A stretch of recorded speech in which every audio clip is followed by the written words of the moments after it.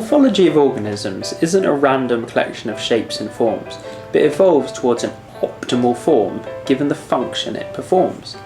The environment therefore selects for certain functional traits, certain adaptations to the climatic, edaphic and biotic situation the organism encounters.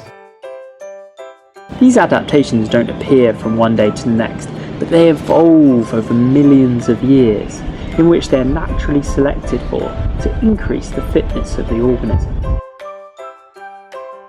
As we find similar environments on different continents, lineages may independently evolve similar adaptations in these environments.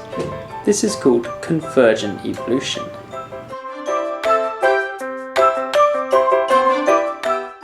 For example, the Mediterranean systems in Australia and the Cape of South Africa have a similar climate of cold, wet winters with very dry, hot summers, and they have soils very low in nutrients. To deal with these conditions, lineages have independently evolved these tiny sclerophilous leaves which help to reduce transpiration rates and conserve their nutrients. A region may be dominated by one or two species with a certain convergent trait, such as sclerophilous leaves in the Mediterranean.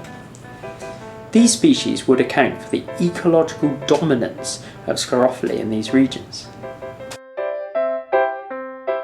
Renske Onstein and Peter Linder, researchers at the University of Zurich, have shown how these traits may also affect floristic diversity in these regions, using phylogenetic trees.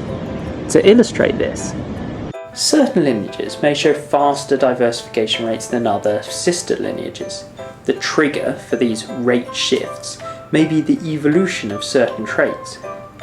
Sclerophilous leaves, for example, were shown to influence diversification rates of lineages in the Mediterranean regions of the Cape and Australia by reducing extinction rates. This suggests that lineages which are well adapted to the environment diversify faster, have a lower chance to go extinct, and thus can accumulate many different species in the region, especially in regions where the environment is stable over millions of years, such as in the Cape and Australia. This could result in explosive species radiations of sclerophills.